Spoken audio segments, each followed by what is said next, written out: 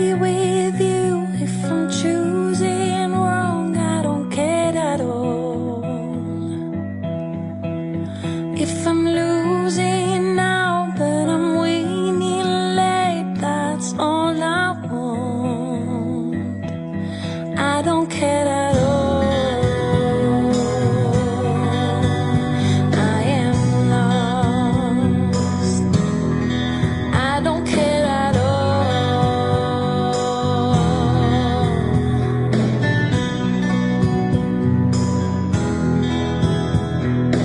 Lost my time, my life is going on.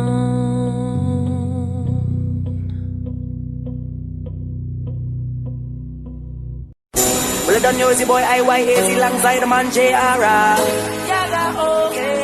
said I don't want to walk this earth if I gotta do it.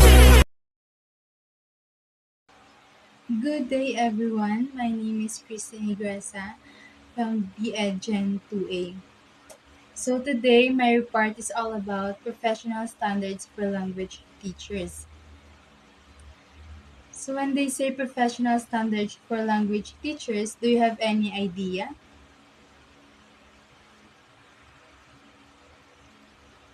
Okay. So first, let us know what does it means when they say professional standards for language teachers. So, being a professional teacher of learners' language means being a person who knows, uses, and teaches language in an ethical and reflective way. It involves a continuous engagement with a commitment to learning both as teacher and lifelong learner. So, it means more than just a teaching knowledge about language, it also includes teaching learners to value respect, empathy, commitment, enthusiasm, and personal responsibility. So next, we have a mother tongue professional development for teachers. Standards Domain 1, Knowledge and Pedagogy. So we have 4 stages here. So in the first stage is the use of mother tongue, Filipino and English in teaching and learning. So the learners begin in their education in the language that they understand, best their mother tongue, and need to develop strong foundation in their mother language before actively learning additional language. So this is where the Department of Education gets inspiration and its inclusion of mother tongue based multilingual education, or the MTB-MLE, as a feature of Enhanced Basic Education program that mandates the use of enhanced basic education, that the students are familiar with their first language as a medium of instruction, to allow them to grasp basic concepts and more easily. So basically, there's a goal to use mother tongue Filipino and English in teaching and learning. So, okay, this is the first stage. So now at stage 2, Stage 2, there's a play of proficiency use of mother tongue Filipino and English to facilitate teaching and learning. So at this stage, a teacher should be a skilled, should be an expert, and should be a proficient in teaching mother tongue Filipino and English to facilitate teaching and learning. So they are already, a teacher should already be facilitating those languages in teaching and learning. In the Stage 3, model and support colleges and professions use mother tongue Filipino and English to facilitate or to improve teaching and learning, as well as to develop the learning pride to their language, heritage, and culture. So hear more about collaboration with the teachers to help in teaching mother tongue based language and Filipino as well as English, so you can share your knowledge with your co-teachers in teaching mother tongue, Filipino and English. And by using learners' mother tongue, we can develop the learners' pride of their language, heritage, and culture. And for our last stage, which is stage 4, it is to show exemplary skills and advocate the use of mother tongue Filipino and English and teaching and learning to facilitate the learner's language, cognitive and academic development, and foster pride for their language and heritage. So this stage is more of the application of the knowledge about the mother tongue because they now equip with mother tongue pedagogy. You can now facilitate your learners to teach mother tongue, Filipino and English because you're already aware your goal stages, which is started from the basic knowledge until to more complex and complete knowledge with the help of yourself and your colleagues until you apply it to your learners.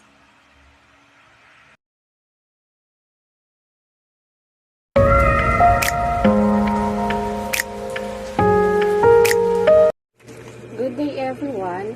Today, I'm going to discuss about professional language training as reflected in the following dimensions.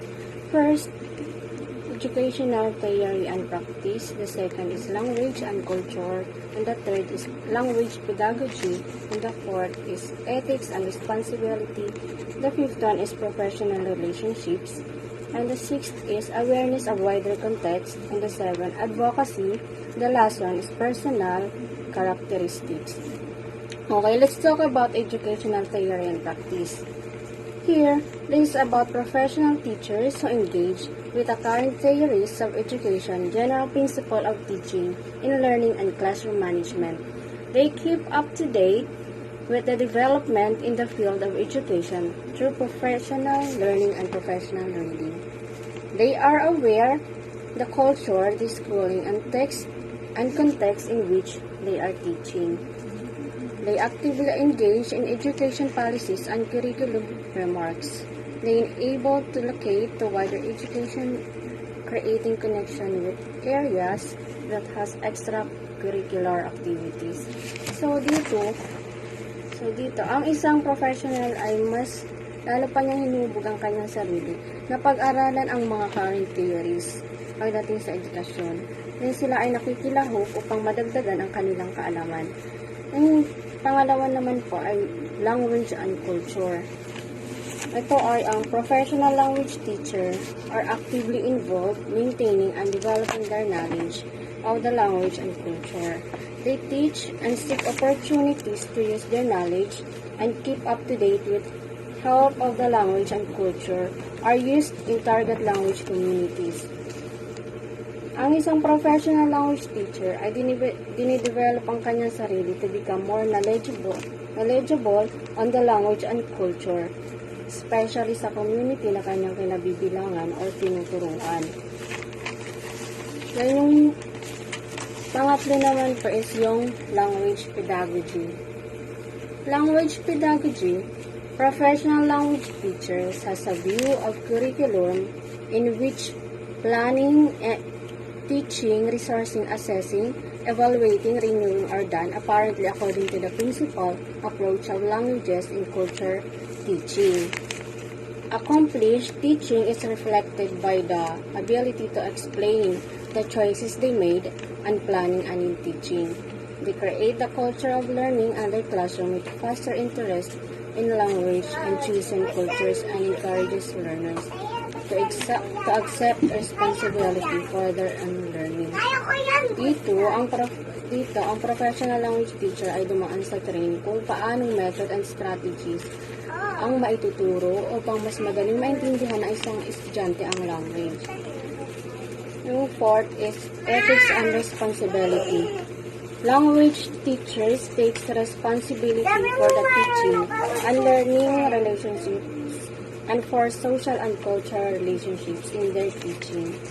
They know and reflect with their own values and knowledgeable positions and demonstrate respect for the different values of learners, communities, and culture.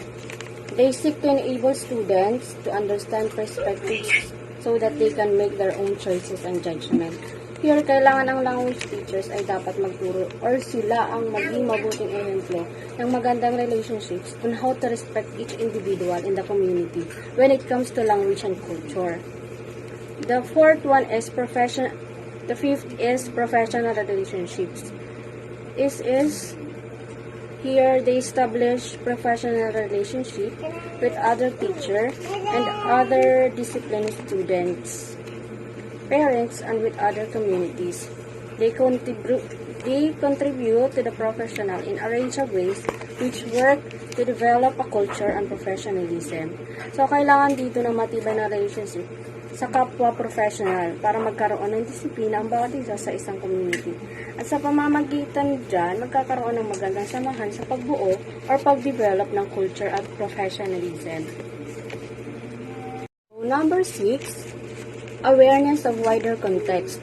So, language teachers foster engagement with other issues and prepare their students to become knowledgeable and responsible adults participants in the global community.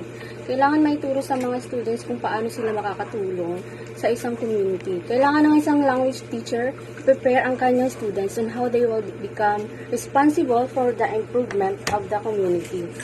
For the 7, advocacy. Language teachers are advocates for language learning in their cultural communication and intercultural sensitivity, linguistics, and cultural diversity. So, nasa advocacy na isang language teacher na matutunan ng kanyang students ang cultural communication. And the last one is personal characteristics. Language teachers are passionate about languages and culture and about teaching. They have a commitment of continuing professional and personal learning, take correct and engage in their learners and inspire students and others. So, kailangan dito na ang isang language teacher ay kagustuhan niya or nasa characteristics niya ang matutunan ang languages and cultures. At sa kanilang pagtuturo, kailangan ma-inspire ang students and the other individual in the community. Lang po yung yung 8 na dimensions. And here are the guidelines for using the standards. Kailangan may sundin na guidelines sa pagiging standards. Una, the standards are designed to reflect the high levels of achievement to accomplished teachers of languages. Second one is the standards are designed to assist teachers to understand and develop their own practice. A third one is the standards are not designed or intended to use in the evaluating teachers' performance but as a framework for understanding teachers' professionalism. And our last one is both the teacher standards and the program standards apply equally to every teacher and to teaching context and should be used together to maintain and improve teaching quality. And that's all for my report. Thank you and may natutunan ko. Thank you po.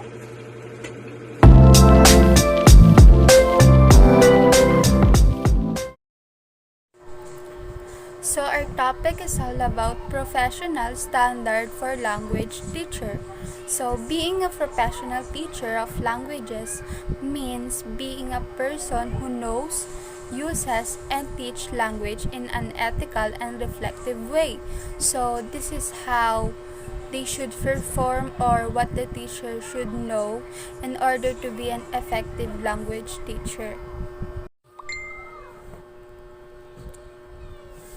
So the language proficiency factor. So this includes the ability to provide good language model to maintain use of the target language in the classroom, to give correct feedback on learner language, and to provide input at an appropriate level difficulty. So to maintain fluent use of the target, to give explanation and instruction in the target language, to provide example of words and grammatical structure, and give accurate explanation, example of vocabulary and language point, to use appropriate classroom language. So the language proficiency factor. So language proficiency is the ability to use language accurately and appropriately in oral or written forms. So it is the ability to provide good language, which is language na maiintindihan ng mga learners, and then yung language din na magagamit mo as medium of instruction, and medium for communication. So, and also maintaining the use of the target language in classroom because it helps to improve the pronunciation of the learners and spoken fluency of the learners.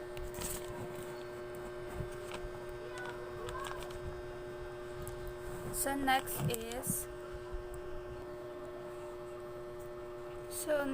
is the language specific competencies that a language teacher needs in order to teach effectively.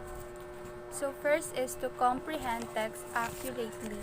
So it is the ability to read the text or phrases and understand the meaning of it. So next is to provide good language models.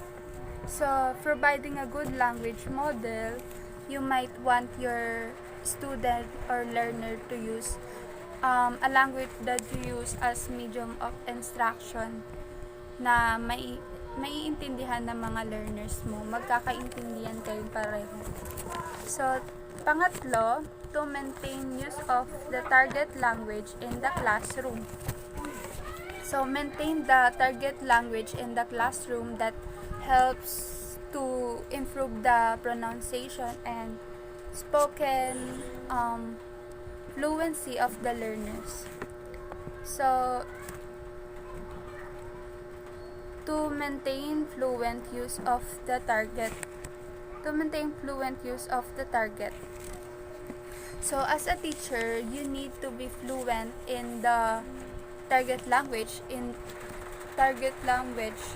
so that you may serve as a good role model to your learners. So,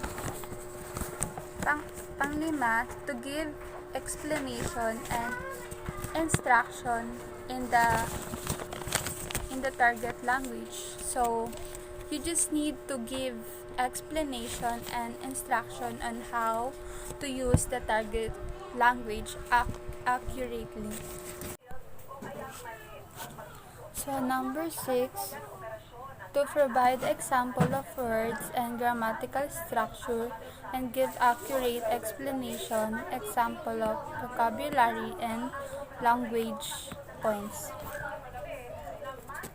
So, dito po, provide example of words and explain the meaning of each. You also need to teach to your learners the proper use of it when it comes to making a sentence or paragraph to avoid grammatical error. So, number 7, to use appropriate classroom language. So, it is very important to use language that fits your learners. So, use language that your learner can understand. So, for example, huwag kang gagamit ng yung Spanish na language or yung foreign language na hindi maiintindihan ng mga learners mo kasi magkakaroon ng conflict doon. So, gumamit ka ng language na maiintindihan nyo both side. Okay? So, magkakaintindihan kayo. So, number 8, select target language resources, example of newspaper, magazine, and the internet. So, providing target language resources so that can be accurate and reliable information. So, such as newspaper, magazine, and internet. So, dun sa mga resources na yun, dun sila pwedeng mag-search kung ano yung mga meaning ng mga words na to, yung mga meaning ng language na to. Dun sila pwedeng maghanap and make sure na reliable yung sources na yun. So, number 9, to monitor his or her own speech and reading for accuracy. So not all learners develop at the same rate. So by monitoring your learners, it offer the opportunity to assess the progress of each individual at kung ano pa yung mga pwede nilang i-practice. So number 10, to give correct feedback on learners' language. So by monitoring your learners, malalaman mo kung nagagamit ba nila ng maayos at yung target language inside the classroom. Kung ano pa yung kailangan nilang i-practice at i-develop. So, number 11, to provide input at an appropriate level of difficulty.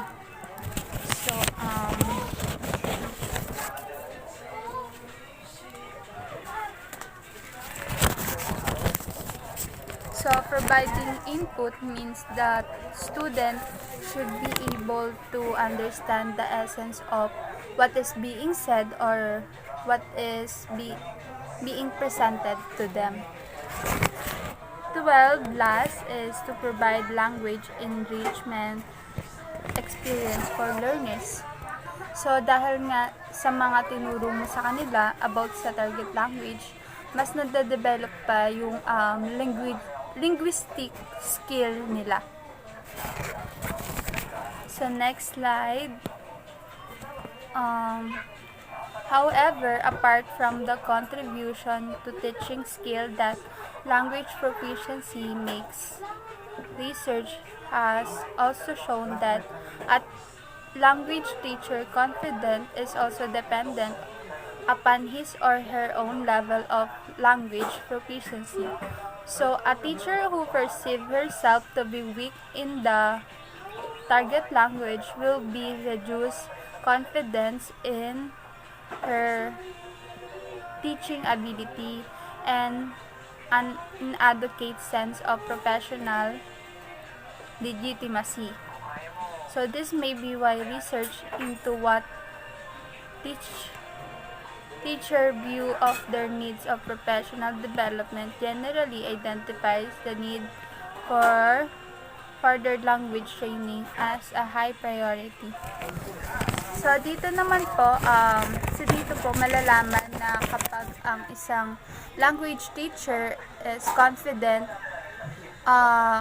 yung confidence ng isang language teacher ay nakabase or nakadepende sa level of language proficiency niya. So, kapag ang teacher ay di maalam sa mga language or sa target language inside the classroom, so, hindi ganun kataas yung confidence niya para makapagturo or makagamit ng language na yon, or hindi sapat yung kakayahan niya para sa professional language teacher. So, yun lamang po yung topic ko. Thank you po.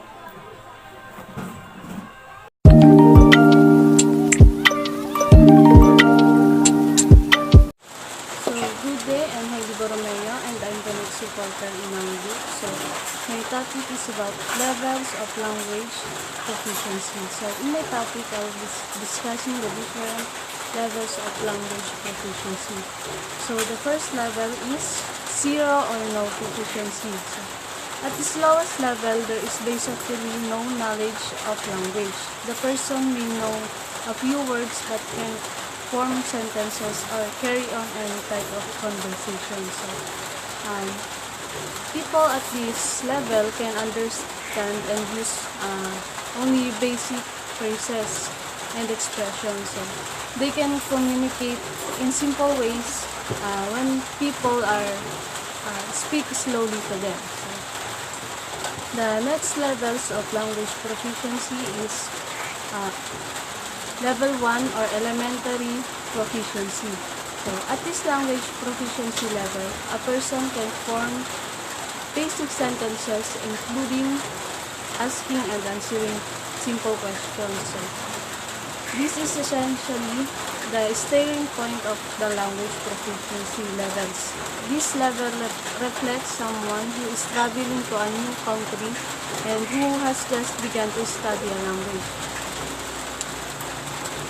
People in this level can participate in short conversation in routine context or topics of interest, and they can make and respond to any suggestion.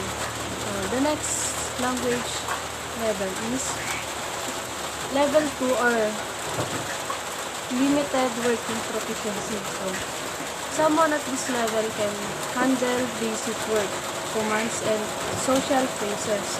They can carry on limited casual conversations at the office and discuss their personal life. Someone at this level still needs help with more extensive conversation in the language.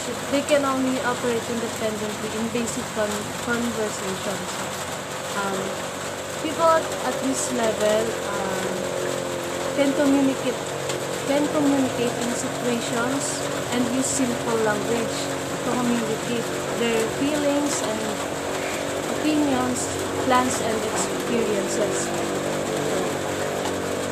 The next level is the level 3, or professional working proficiency. So someone at this language proficiency level can make contribution to office meetings, have conversations with clients, and carry out most work functions, so requested of them. So a person at this level can speak at a normal speed in the language and has a fairly extensive vocabulary. They likely still have an accent at this level and probably require help understanding subtitle and nuanced phrasing. Some employers consider this level or above as basically acceptable depending on the specific job. So people in this level can understand and express some complex ideas and topics. They can use a wide range of language.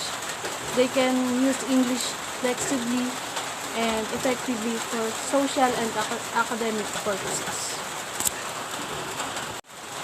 The next level of language proficiency is number 4, or full professional proficiency. So, in this level, full professional fluency is desired by most employers.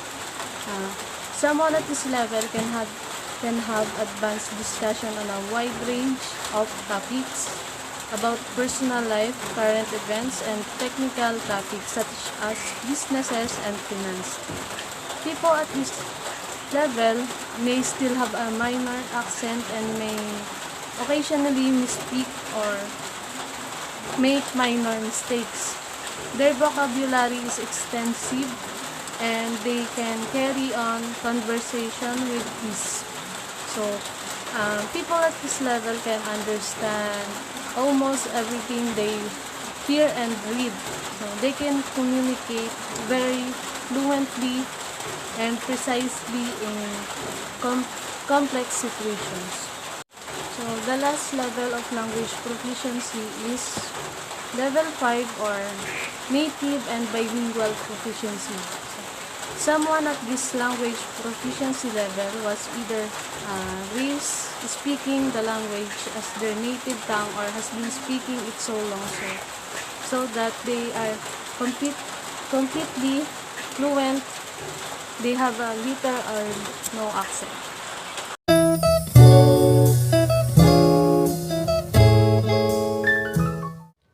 Good day everyone, my name is Jaika Muiko. My topic is the language teacher's identity. So first is, according to Miller, year of 2009, the language teacher's identity, one of the things a person has to learn when he or she become a language teacher is what it means to be a language teacher. Identity refers to the differing social and cultural roles teacher learners and act through their interactions with their student during the process of learning.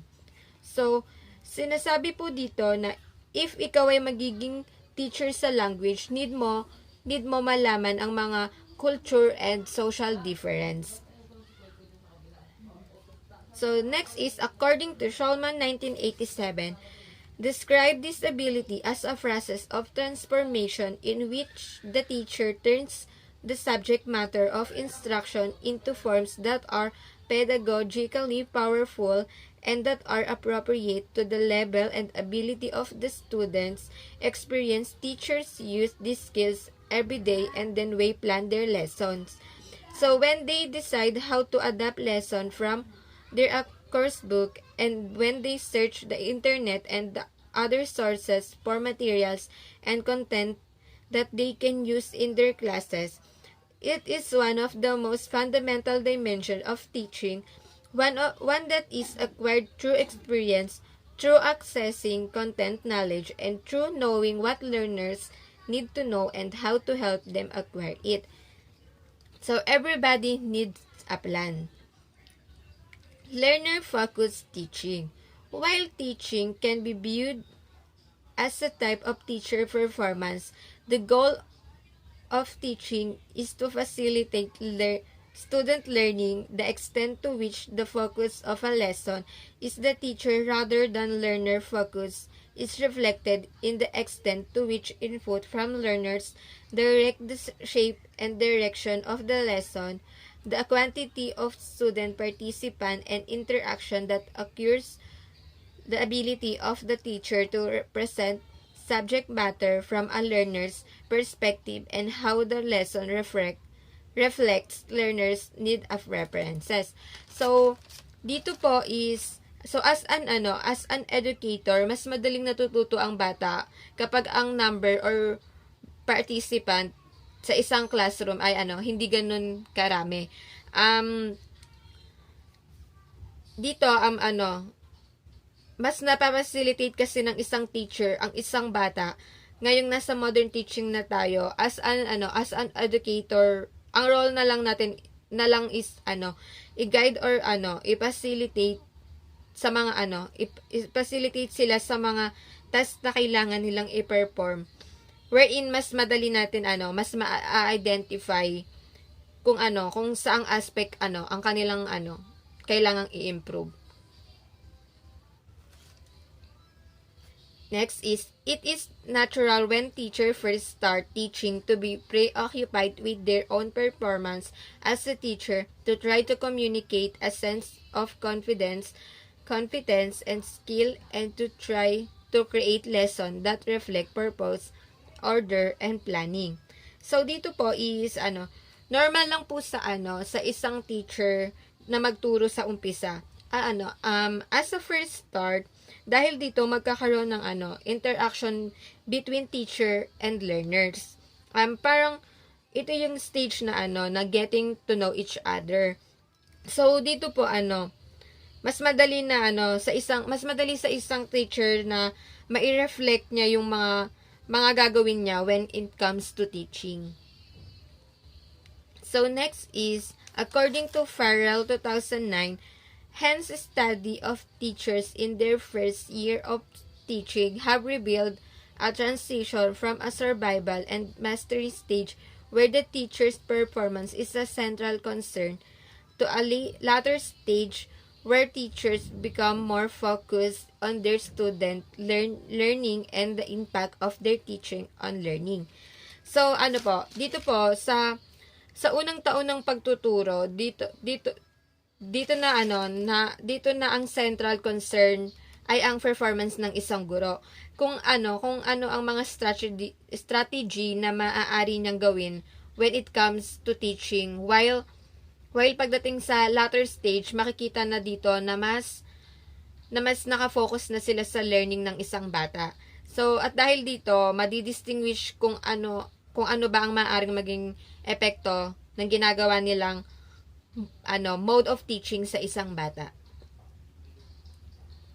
Next is, the challenge is to make According to Tudor 1996 and Benson 2001, the challenge is to make sure that such a transition occurs and that the teacher's initial teaching experiences do not lead to a style of teaching that sticks, one that provides a comfort zone for the teachers but that fails to provide learners with the opportunity to achieve their full potential as learners. So, dito po is, dito sinasabi na, or ini-imply nila na, na isa sa challenge ng isang guro, ay kung paano nila mai-improve ang way of teaching nila, habang sila yung nagtuturo. Sinasabi dito na hindi dapat, mag-stick ang isang guro sa kanyang first learning experience. Bakit po ba? Kasi hindi makikita ang improvement ng isang bata. We should learn how to facilitate every learner and let them to the task on their own. So next is pedagogical reasoning skills. An important dimension of teaching is the teacher pedagogical reasoning skill. These are the special skills that enable English teachers to analyze potential lesson content and identify ways in which it could be used as a teaching resource to identify specific linguistic goals. Dito po is one of the important dimension of teaching is what we call pedagogical reasoning skills.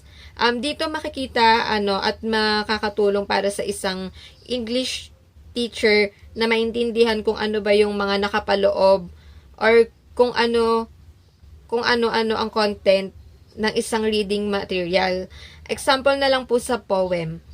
Dito mas madaling maunawaan at madaling ma-express ang thoughts na nakapaloob dito. And then isa rin sa magandang naidudulot nito, especially sa mga English teacher, this one of the best strategy para ma-improve ang speaking skills nito.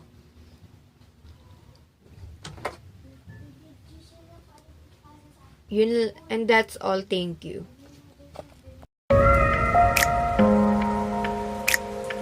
Good day, class. Our lesson for today is all about teaching skills. Teachings offer the chance to change other people's life permanently for the better. As a teacher, you can help to develop somebody, subject knowledge, and maybe even their mind and personality. Teaching is an incredibly rewarding thing to do, and good teachers are needed everywhere. In schools and college, classroom to educate the young, as well as in the workplace and other settings to teach adults in colleges. Skills needed for teaching, as well as subject knowledge. There are some other more general qualities that teachers need. As a teacher, you should. Number 1 is enjoy communicating. You understand to others. There is definitely a performance element to most teaching. Our section on interpersonal skills, including effective speaking, covers this in more details, and there is a great deals of overlap with presentation skills. Number 2, you had confidence. You need the confidence to look calm and professional even when tired and stressed. Number 3, have great organizational skills. Have you prepared for the session and done any marking in time? Have you kept what is needed for anyone in the group who was away? If you are part of teaching organization, have you feedback result to any interested colleges? You may find our page organization skills useful. Number 4, work effectively in groups. In school or college, you may be part of a group that teach at your level or within your subject. If you will have to agree between you what is to be taught and how to deal with any difficulties. Number 5, be able to deal with conflicts. There may be students who need to be told to work harder, or disagreement between students that you need to help to sort out. Number 6, motivate your student to do their best. This may be require encouragement and or criticism, and probably a bit of both difference time. Number 7, empathize with your student. If you can see that your students are exhausted, there's maybe no point in trying to teach a very complicated topic. You need to create the feelings that you are all working together toward the same goals. This means building up trust and rapport. Number 8, give feedback. Whatever this take, the form of comments on performance or marking reading work. It needs to be constructive, offer praise as well as criticism whenever possible, and tell your student how they can improve. Each of the 5 language proficiency standard is divided into language domain of listening, speaking, reading, and writing. Are the 4 basic languages skills? These are the cornerstone of learning a language. Reading, comparison skills. Number 2, writing, production skills. Number 3, listening, comparison skills.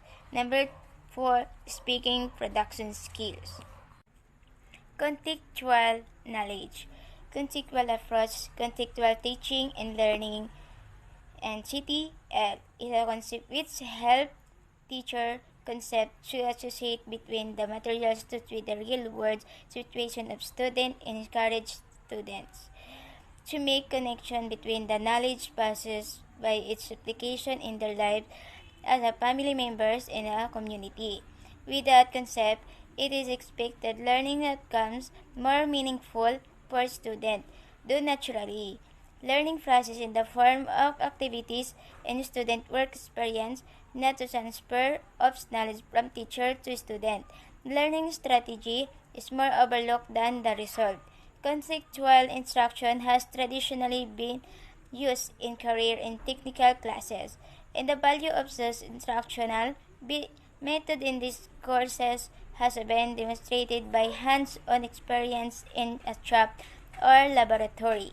On the other hand, when the contextual instructional methods have been used in academic classes, it has historically been in low expectation course with a peripheral reference to career and technical application, that is, courses that low achieving and or low ability student. Conceptual instruction uses instructional method. So it can be concluded that contextual instruction are a holistic education process to motivate the student is understanding the materials and correlate in the daily life, personal context, social context, and culture context to the student have knowledge and skills. This knowledge and skills can be applied, transferred from a context to other contexts. A learning process to help teacher correlate that materials given with the real situation and post student to make the relationship between materials given and the application in their daily life as the member of a family and a society.